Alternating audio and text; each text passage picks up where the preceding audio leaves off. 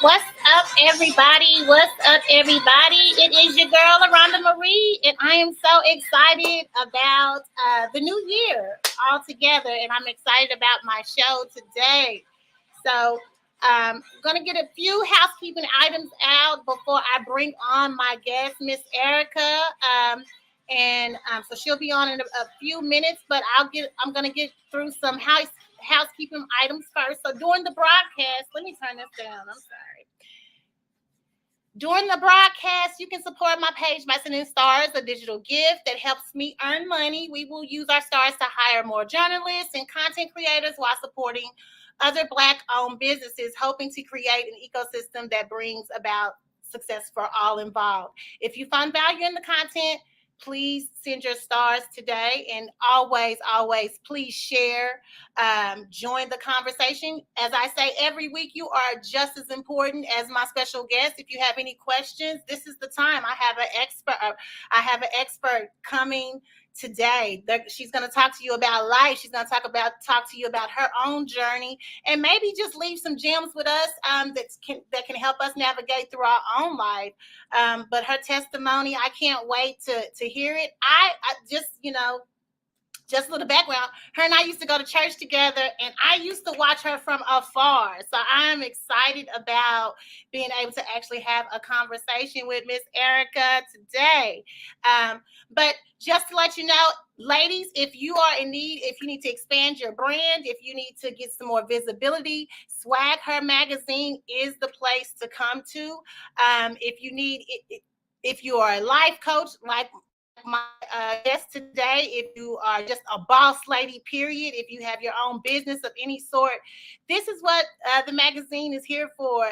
It's to promote Black women, empower Black women, uplift Black women. And so if you are in need, if you need some type of business to increase your visibility and brand, jog on over to swaghermagazineonline.com and check out the packages that we have. We have several packages that may fit exactly what you're needing for your brand. All right. And I'm gonna come back in just a second. I'm just gonna show you a little bit more about what we have to offer here at Swag Her Magazine. Of course, this is LaRhonda with Under Construction with LaRhonda Marie, but we collaborate, and so I'm always happy to promote Swag Her Magazine because they have done so much for me. All right, I'll be right back. Swag Her Magazine is an empowerment and lifestyle publication for Black women who like to be real with themselves and in business. The magazine also offers public relations services and visibility coaching for Black women-led businesses, coaches, authors, and girl bosses so that they receive more exposure and grow their brands. To learn more about Swag Her Magazine, please visit www.swagher.net. That's www.swagher.net. Check our swag. We're more than a mag.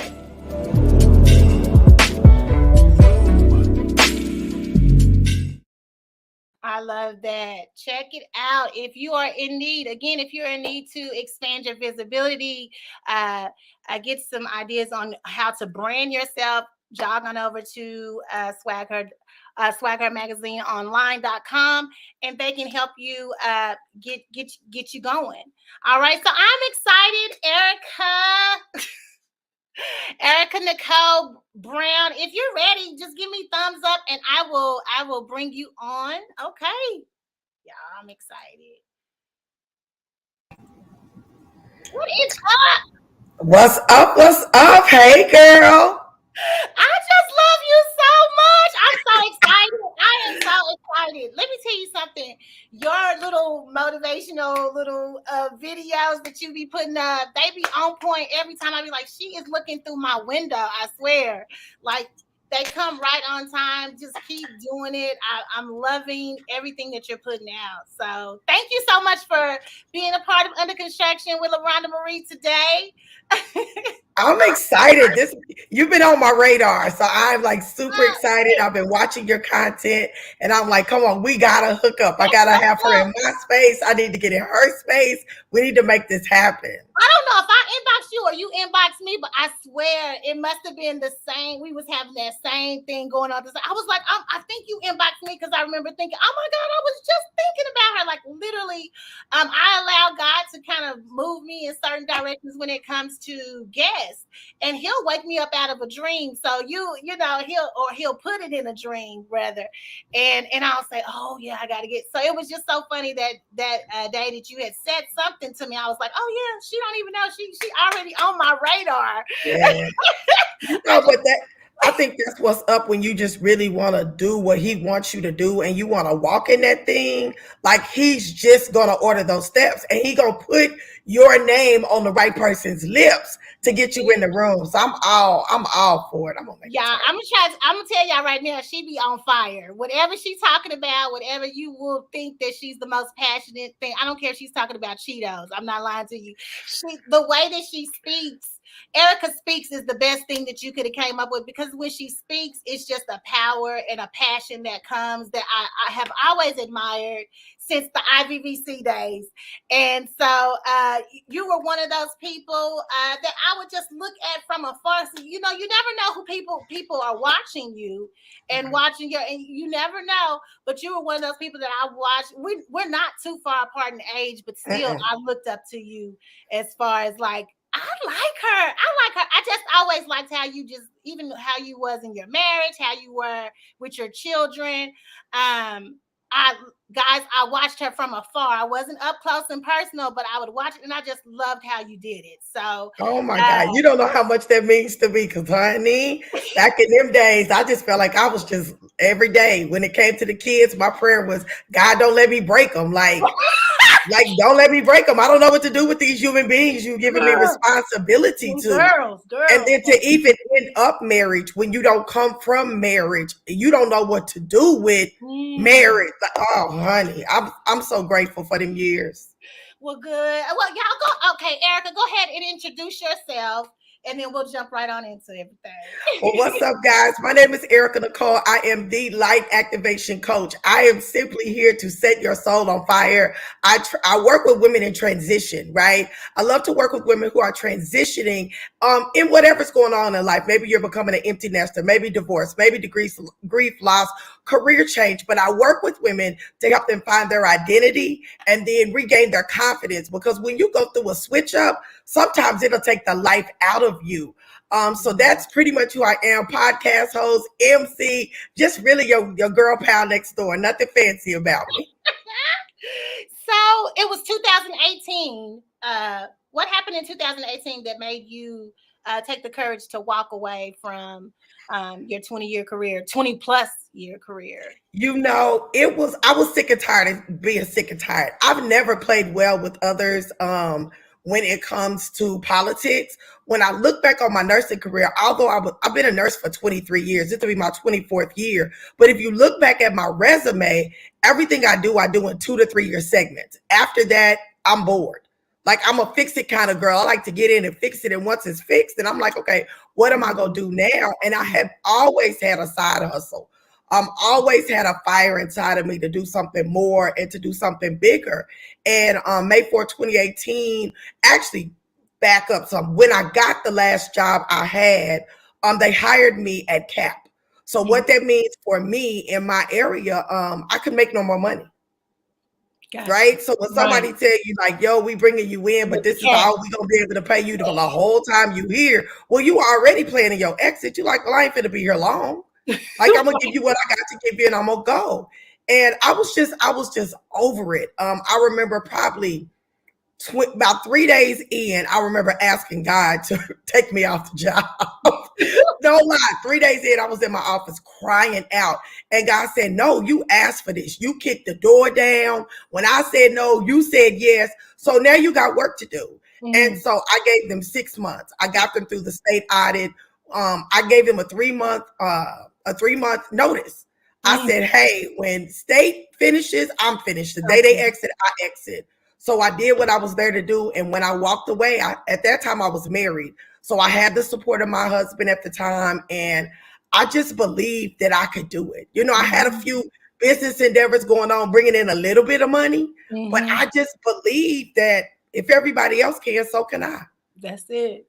You always, I'm telling you, your confidence is, if you've never had it, I never knew you didn't. I'm gonna tell you that right now. I'll be over here shaking in my boots most days, just like, Lord, here I go. You better catch me if I fall.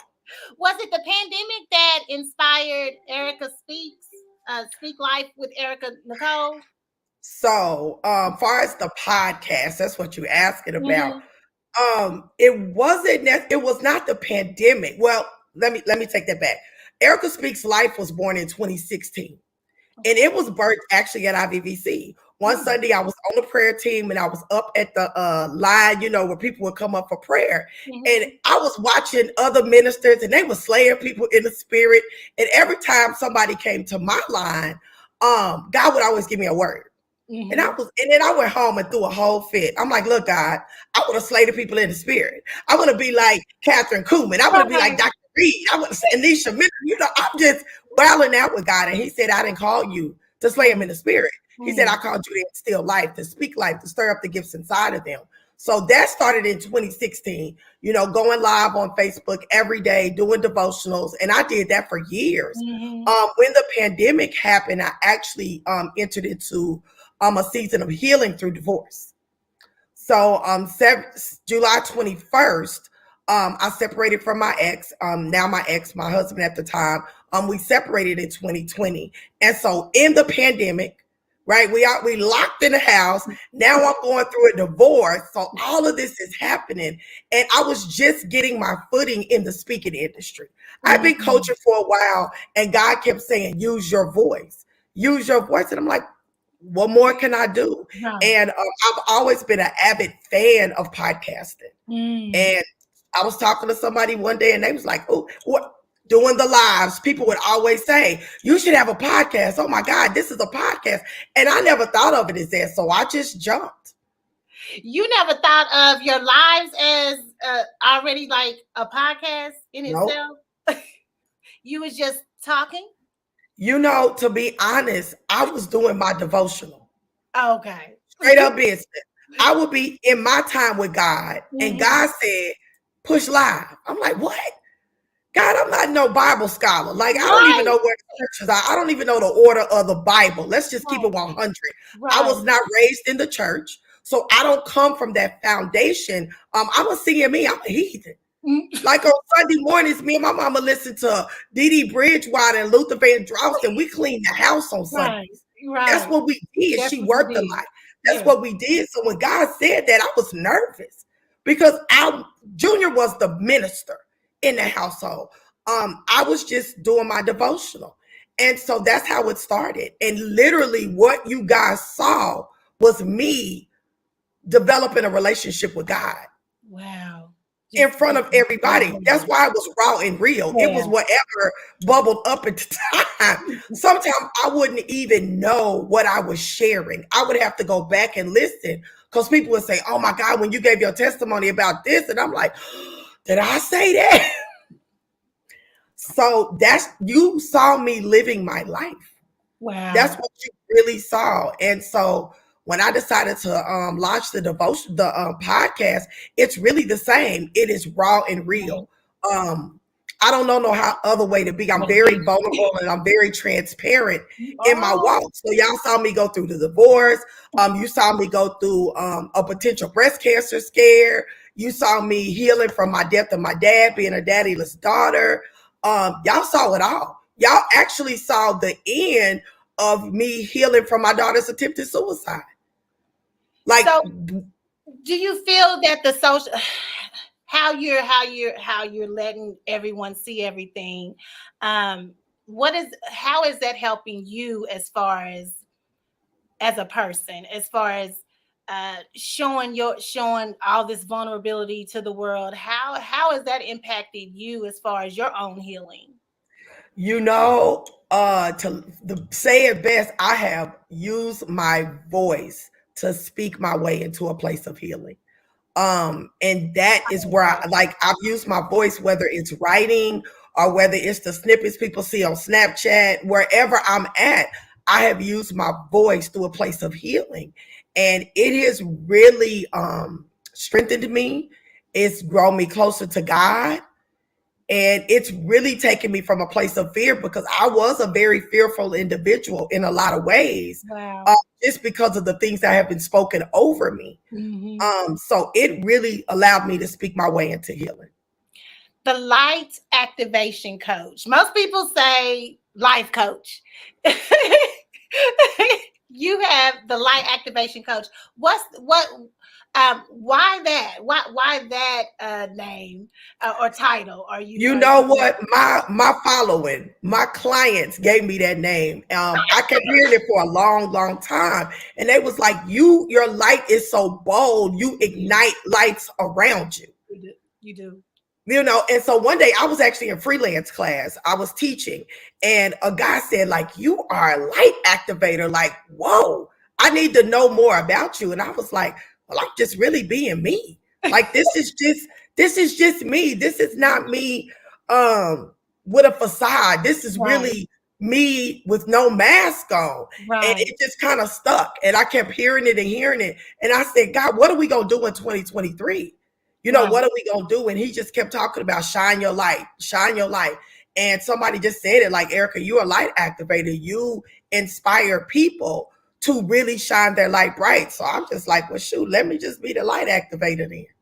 So what does a client look like? I mean, so are you like a therapy almost like a therapy session, but you are just speaking life into how does it work all together? You know, I'm not a therapist at all. I'm not licensed in any way, shape, or form, although the Holy Spirit is nudging me to go that way, and I don't want to go. But I'm a master life coach. I've been a life coach since 2016. I'm also an ordained minister. So I've been ordained since 2015. And so when I work with a client, honestly, it's not me, it's the Holy Spirit. It's very prophetic. Every client is different. Every program I run is different. Every situation is different. I spend a lot of time in prayer. I spend a lot of time fasting, because I want to give that individual exactly what they need. Most of the time I operate in 3 areas, which is clarity, confidence, and accountability. Okay. Those are the 3 areas that we normally have to deal with, because it's really about boldly shining your light and getting out there and doing what you are called to do. We as women, we get so used to hiding. We get so used to playing it safe, dimming our light. You know, old school church, you know, we submit. We walk behind our husband, not alongside him. And heaven forbid you walk in front of him by any means, like you're out of line. In corporate America, you know, for the longest, we were second in command. We were never first in command. Now times are changing, but we still not getting paid for the work. So women get so used to dimming their light, even in their own friend circles. You know, we're so used to dimming our lights. I remember going through a season in my marriage where my ex didn't even know what I made, because it was an uncomfortable conversation, because he was going through his own battles with health, workman's comp case. He couldn't be the man that he used to be because he was the breadwinner. And then the roles reversed.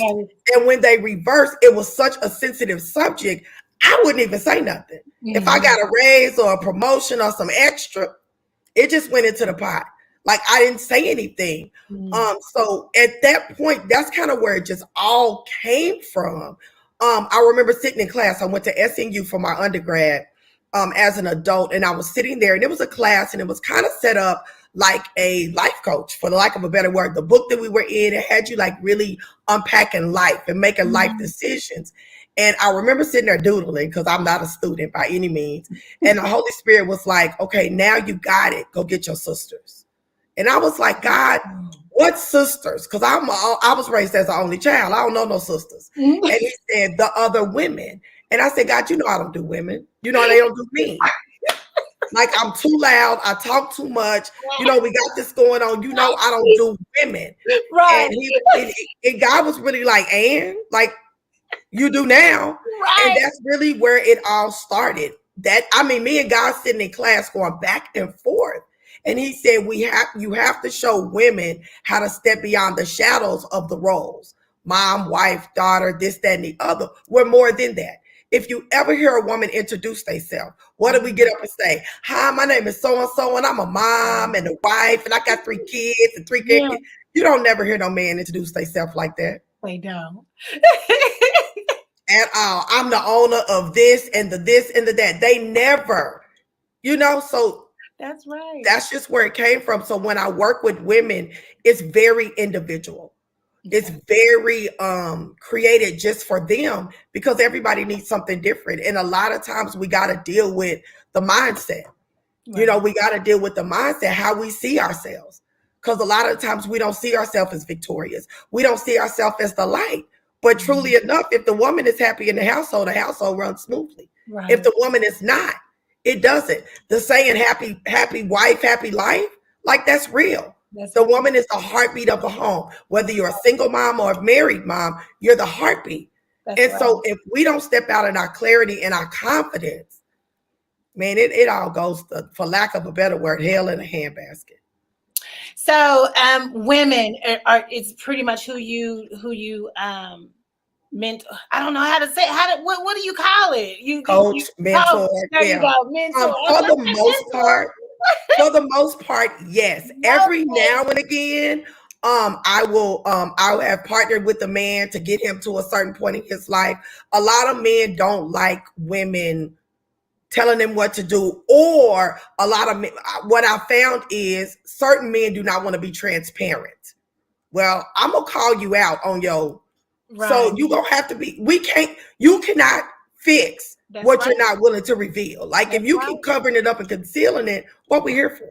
That's right. What we here for? Be willing to be vulnerable and get the truth out and tell your truth, because everybody has gone through something. I know. Me personally, I mean, you're telling your life story, and I'm like, it's mirroring a lot of my own. So yeah, we as women, men, we go through so much. And so someone gave me a question. They wanted to know, should couples use the same life coach? You just kind of answered that. No. Well, not at all. Not at all, or not at the same time, or not at all. I would say not at all. Let me take that back. It depends on what the focus is. Gotcha. It depends on the focus, and that's it. Like if you are trying to birth a business, because everybody coaches in different areas, different niches. Mm-hmm. So it depends on what the focus of the coaching is. There are some life coaches that work with relationships and things like that. So it depends on what the focus is. I've never ran into that situation. Well, with your focus, it wouldn't really be a couple thing, I guess. No. Yeah. Since we've started a new year, what would you suggest people in general do to recharge their goals? Oh, you know what? I was thinking the other day about this, and I think I put a reel out on Facebook about it. But really sit down with your goals one-on-one and determine what is best right now. I think we over New Year's resolution goals, vision. I feel like we overkill. Yeah. And what we create is a lot of anxiety. Yeah. And so now you're looking at this big old list of 100 things you want to do, and a confused mind does nothing. And I've done this even to myself year after year after year. So I would just say focus. I'm real big on top 3 or top 5. Right? That's all I do. 3, 3, 1 for the Father, 1 for the Son, 1 for the Holy Ghost. 5 is a number of grace. That's all I get down with. And that's my focus. And anything else I do is extra. And I do that every day and like every month, every quarter, every day. What's my 3? What's 3 things I got to get done today? All right, anything else is extra, like way to go, girl. And I'm the same way about my goals. This year, I can honestly say I haven't even set no goals, because in 2020 we set goals and it didn't work. In 2021 I did it again and it did. Like God was in control, right? So that's good, Erika. I haven't set no goals this year. I'm committed to showing up. I'm committed to the words that God gave me, which was to make an intentional impact. So that's what I'm doing, whatever he tell me to do. So I would say, one, if you're single, right, set single goals. And a lot of times I think, because if we're in a relationship, dating, whatever y'all doing, you start making couple goals. Well, I'm sorry, until he marry you, sister, you're not a couple. Set Right. single goals, Right. right? Set your goals for you, whatever that is. If you're married, then look at that. What do you want to accomplish for the family? And make sure your individual goals infuse with that. That's something me and my ex did not do. Right? He had his goals. I had my goals. It wasn't no infusion. The family was just in the midst, case in point. Yeah, I'm single. So you live and you learn. Right. But that's what I would say. And really slow down and setting your goals. Don't compare yourself. That's You know, good. Theodore Roosevelt, it's my favorite quote. He said, comparison was the thief of joy. And you rob yourself of your victory because you're watching someone else. I can't watch the next person's podcast, coaching business, YouTube page, because I can only be me when I show up. Right. That's right. And so when I set my goal is really just to be me, to show up as Erika when I step in the room. Right. Not the Erika you think I am, but the Erika you know I am. Right? The Erika that I am. And I'm the same Erika everywhere, even at church. I don't keep, I ain't putting no lipstick on a pig. I'm just keeping it 100. This is me. And sometimes, when you are yourself, you make people uncomfortable because it's a reflection of them. I don't know what to tell you. Yeah. But Well, be careful with those. Being yourself is actually it's the easiest thing to do. It's harder to be something other than yourself. It's sickening. It is sickening to be someone you're not. And a lot of people have a lot of diseases and illnesses because they are too busy trying to be someone you're not. When you're spending money that you really don't have, now you in debt, now you stressed out, you got high blood pressure, sugar diabetes, all this stuff because you try. Honey, I'm Erika just over here trying to be Erika. Right. I'm driving the car I can afford. I'm staying where I can afford. Right. I'm wearing what I can afford. Like, I'm staying within my means. I've learned.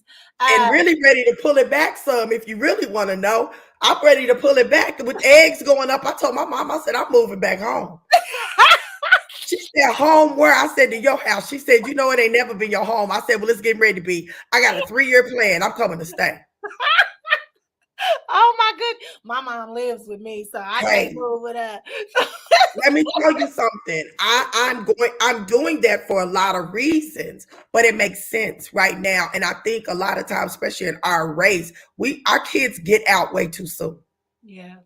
Either we put them out or we don't, because of trauma, they ready to go. They ready to go. They ready to go. I said that to my daughter the other day. It was the other day. She came home because she was sick, and she literally stayed here for like 5 days because she was sick. And I'm thinking to myself, you shouldn't have never left home. You still gotta, especially if there's no reason. There's no reason.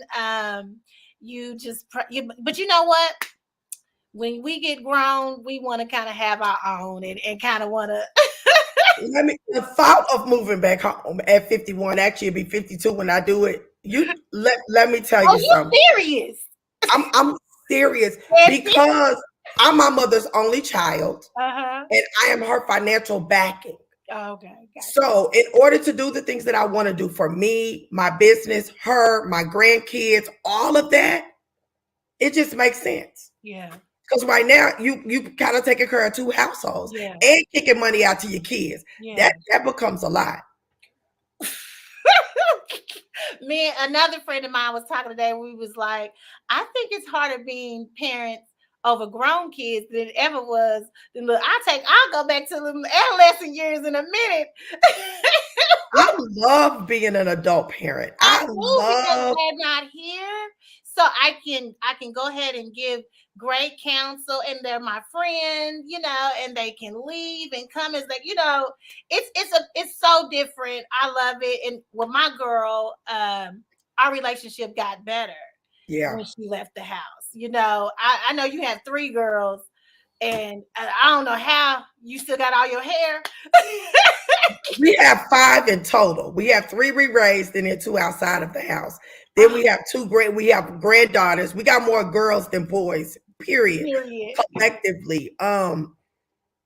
I think as they got older, it got better. Right now, I would almost say my girls are my best friends.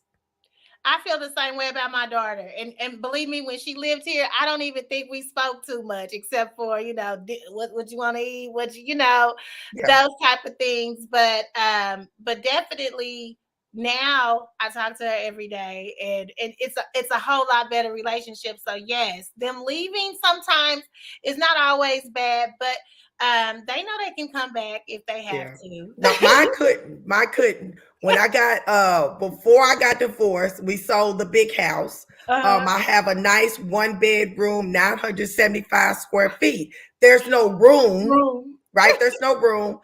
This is the first time I've ever lived alone. So I needed this for me. I had a kid and she was like, I think we should move in together. And I said, how much it costs for you to stay out? What I gotta pay? What is the goal? And so I took over a bill.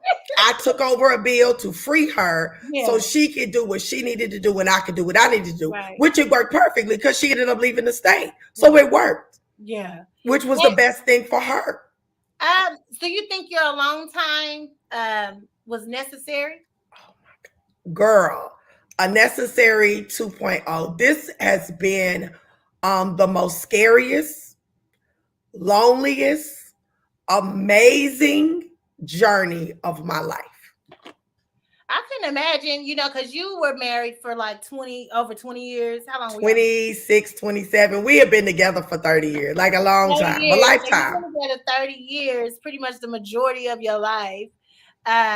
You've been a wife, and so to come and be, and then you're an empty nest of no kids coming with you. It's just you by yourself. What was that first night like? The first night I was on adrenaline. So it wasn't scary. It was like, okay, it is what it is. Cause that's the kind of person I am. Like, okay, let's get in, let's go through this so we can get through this. Yeah. So I don't think it hit me. It probably was about a month down the road that it just became really quiet. For lack of a better word. Saturday mornings were the worst.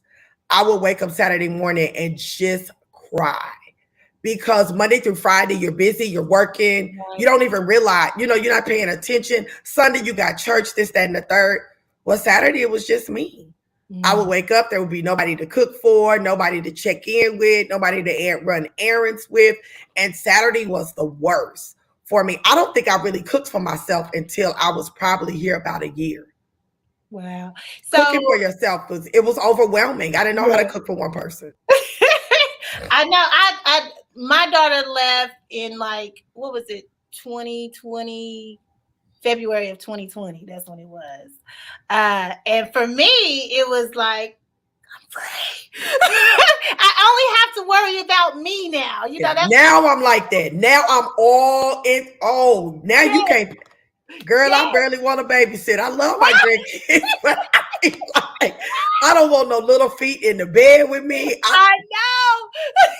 Because when you're single and it's just you, I don't know about you, but I'm real weird. Like if it gets late and I'm like, oh, I don't want to cook, I may eat cheese and crackers and go to bed. I may drink a protein shake and go to bed. I don't have to be responsible. Now my kids laugh at me because they're like, Mama, why you got all these groceries? Just in case. Just in case, maybe you need some groceries. You can swing by and get you some. But right now, I am really thoroughly enjoying it. I am in a place where I'm like, okay, God, we 2 years in this thing. I'm going into my 3rd year now.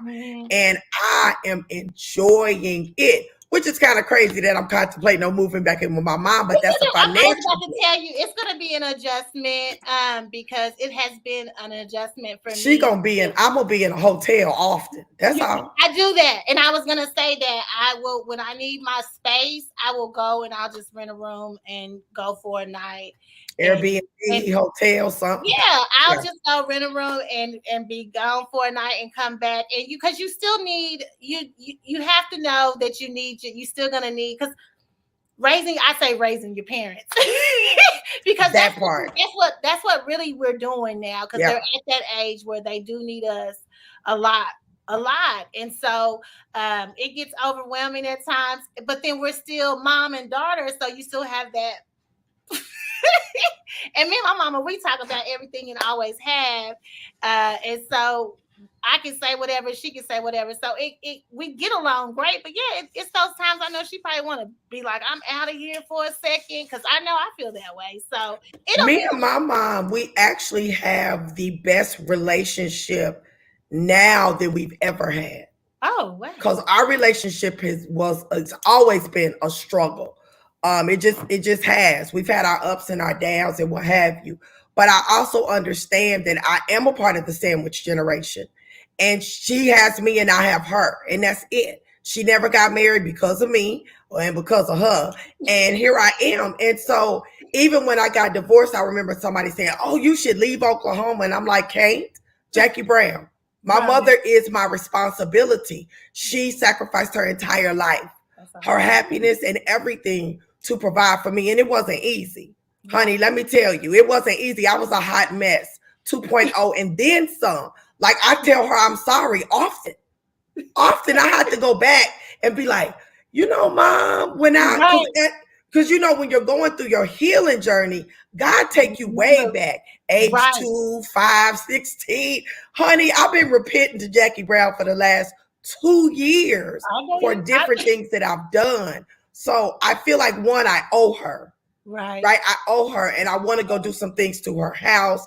I want to make sure she's set up. I know I'll be married again at some point, but she still is a package deal. Right. See, most people, it's their kids that's the package. With me, it's my mama. Yeah. I said that to my mama just today. I said, we come as a package. I don't know. Whether she get married or I get married, we a package deal. Yep. That's it. That's how it's going down. Well, what are some pushbacks that you get back that you may get from some of your clients sometime when you're trying to help them navigate through their struggles? Not really wanting to do the work. Period. Not really wanting to do the work. A lot of times we say we're ready, and we really are ready. We just don't realize what is required. It's like, for lack of a better example, the one that just pops to my mind is when somebody goes to get weight loss surgery. Mm-hmm. Yes, you know that your behavior has caused this. Yes, you know that you got some habits and some practices that have to be fixed. Mm-hmm. But are you really ready to fix that? How many times have you saw somebody, and this is no shade to anybody, but this is just truth, that you saw somebody go get the surgery yet and still? Right. Nothing changes. Right. If nothing changes, nothing changes. Right. And the change starts with us. So when you are ready to heal, get ready for revelation. Get ready for scabs to be removed. You cannot say, I want to build a 6-figure business and your habits don't change. Right. People that make 6, 7 figures, people that go to millionaire status, habits change, circles change, mindsets change, conversations change. Your bank probably gonna change, right? Things change about you. And so you got to do the work.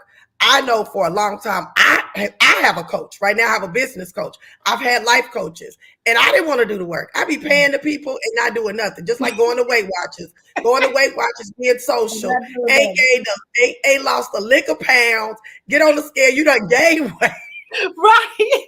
But that's what we do. We don't want to do the work. Right. Yeah. So that's the hardest thing. It is. When somebody doesn't want to do the work, I'm a network marketer. People get on a team and they join the business and they all excited, but they don't want to do what's required to win. Right. If you want to win, you play basketball. Right. If you want to win the game, you got to practice, sacrifice. If you want to win in life, you got to practice and sacrifice. You got to make some changes. It's like getting married. You can't be somebody's husband still out there acting like you single. You gotta be willing to do the work. And it's no different than counseling. A lot of people don't want to do the work. They come in and they are facade. They're facade. They talk the game, but they're not ready to walk it. They're not ready to do it. So you gotta be willing to do the work. Because, man, if you do the work, you'll win. How do you pull that out of people? How do you convince them of that? You know, my favorite question that I ask my children and myself and my clients is, how did that work out for you? There you go. So I don't pull it out. That's I think the beauty of being a coach is we just really ask questions. Ask questions. Because you got the answer inside of you. That's good. Why didn't you? And my thing is, I don't give excuses, so I don't take it. Did you get it done? No. Why you didn't get it done? Because it wasn't a priority. Because the things you want to do, you will get it done. That's right. When you get sick and tired of being where you are, you will do whatever it takes to come from that place. When you get sick and tired of being depressed, anxiety, overweight, broke, unhappy, whatever that is, when you get tired of you and the situation you put yourself in, you will do whatever it takes. I'm living proof of that. I woke up one day and I didn't like myself. Period. I didn't like who I saw. I didn't like the way I sound. I didn't like my behavior. And I made a decision. I got to change. And you went to work. And I'm still working. Still working. It's a marathon. It's a journey. It's not a sprint. Under construction, and we're work in progress with everything that we're doing. That's it. And I love how you say you just can't be looking at the person next to you. You just got to be focused on the things that you know you're supposed to do. You have to be like a racehorse. If you ever watch the racehorse, they have those blinders on. Mm-hmm. And they are focused on what's in front of them. Okay. And I think a lot of times that's the difference between us and men. Men have a unique ability to focus on what's in front of them. Women, we is looking at everything else. That'll almost make you kill your husband on most days. But I remember multitasking. We so used to multitasking. But do you know multitasking lowers your IQ? It's not a gift. We wear it like it's a superpower, and it's really not, because nothing is getting 100% of us. Multitasking, it's not cool. Yeah. I try my best not to do it anymore. I'm still scattered a little bit, but I think sometimes multitasking created ADHD inside of me. Like I'm very squirrel-like now. I can be cleaning one room and take the broom back to the closet, and then I go in the closet. Now I'm switching the clothes around in the laundry. Now I'm folding when I'm supposed to be in the bathroom cleaning the bathroom. But that's because that's how our mind works now. I remember when I was married, one day we were both in the bathroom getting dressed, and I was brushing my teeth and he was doing something. And you know how you had the splatters on the sink, on the mirror? Mm-hmm. And I was looking at the splatters. Right. And he was focused on what he was doing. And I said, how can you see out of this dirty mirror? And he said, because I'm focused on what I'm doing and you focused on the dirty mirror. That's and was. Right. And was. So now I'm focused on me. That's right. I'm not focused on nothing else. I don't care what you doing. I don't care what purse you got, what car you driving. Right. I'm not even focused on my kids. Right. Because my kids are grown, living on their own, paying their own bills. If they need me, they know where I'm at. That's right. I talk to them every day as friends. Right. I'm not mama and nobody until they ask me to tap in as mama. That's good. And that's where I am. I am wholeheartedly focused on me. I love that. I love that. And we're at the age where we can be focused. And is. When you get, Oprah said it best. So when you get to your 50s, you just really stop caring. I'm about to hit 47. So but let me tell you. I know my 40s was cool. I don't care nothing about what you got to say. So I can't wait but I'm okay to see 50s coming, you know. I was always a people pleaser. I was always a pick me person. See me person, because I wasn't seen in my younger years.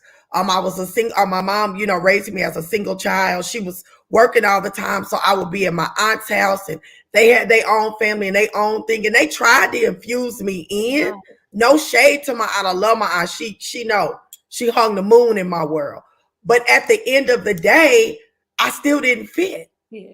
Right? They had their own thing going, and I was just there going along with it. So that brings about that insecurity in your life. And so I just decided, I think it was about 2017, 2018, when God just began to talk to me about total healing. And I had no idea what that journey was going to look like. But through therapy, I went all the way back to 2-year-old Erika. And I have just ripped scabs away and just deep dived into healing. I just want to be my best self without sounding cliche-ish. And I want to help as many people as possible be that. And I think that's where my transparency comes from. Because I feel like if I show you my nail holes, because I keep it 100, right, then you can see, oh, God can use me too. I can be used too. right. I can achieve things too. You know, from me and you, we got in common. We both buried a child. We're both angel moms. Right. You know, and people ask all the time, like, how do you survive it? You just navigate life with it. Yeah. You don't put it in a box. You don't act like it didn't exist. You just navigate life with it. That's right. It's a part of you. And all of this is just a part of us. And we have to learn how to navigate life with it. And that's my joy in even working with clients, is helping them navigate life with it, whatever that it is. Losing a job, losing a mom, losing a dad, going through a divorce, losing a spouse, becoming an empty nester. Yeah. Half of us didn't even know what to do when we didn't have no kid at home. I did, but you like, oh, it was always the goal for me. It was always the goal. I never wanted to be a parent. Real talk. That was not my goal. Was never to be a parent. It was never to be a wife. So when I became, then it was gone. Right. And I'm like, now who am I? Who am I now? Who am I? Because I'm no longer his wife. You know, my primary is no longer AJ Kiana Darian's mom. Right. Who is Erika? Right. And that's why I'll go by Erika Nicole now, because that's who I am. I am Erika Nicole. My grandmother used to call me Erika Nicole. And that's what resonates with me. And when I hear that, it brings me joy. That's what's up. It just brings me joy. And it takes me back to a very peaceful time in my life when I could go to the country and just run and be me. And that's all I want to be now. I just want to be me. Well, I'm loving who you are becoming, ma'am, and it is a joy watching. Like I said, I have always watched you from afar, so always know that. But yeah, inbox me your phone number though, because I will. I wouldn't mind, because I think I want you to come back. You know, maybe once a month or every couple of months, just to speak to us and motivate us, because like, you are one of the best out there. Guys, I've put her contact information at the bottom of the screen.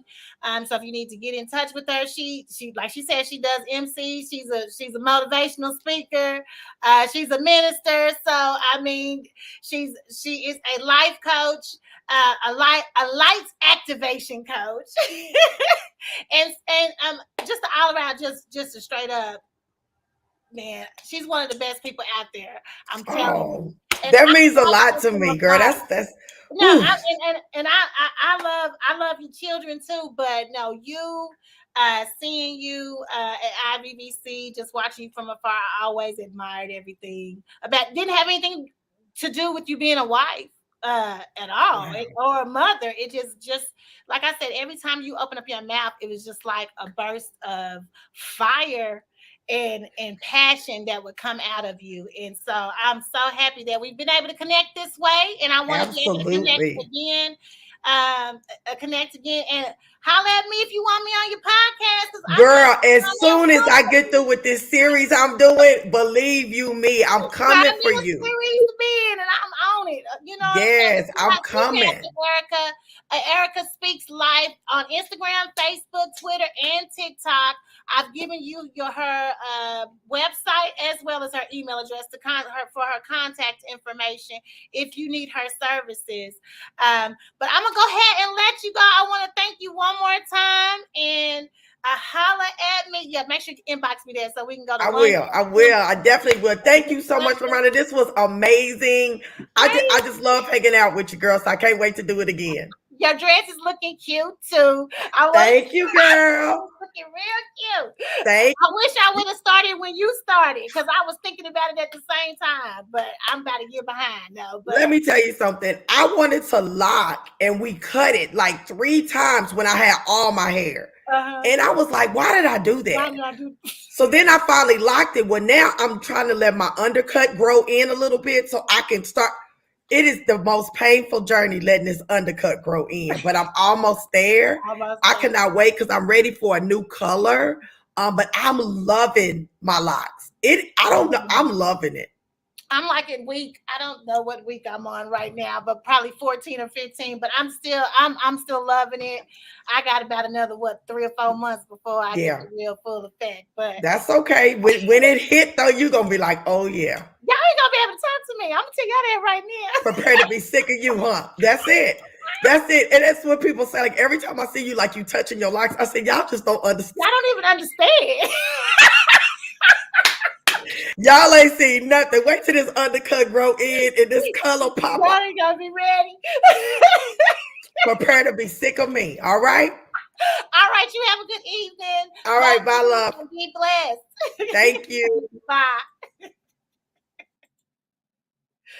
Well, everybody, thank you so much for joining the conversation. If you need Erika's services in any kind of way, just go ahead and jot that down, or just go to my Facebook page as well as Swag Her Magazine Facebook and YouTube channel.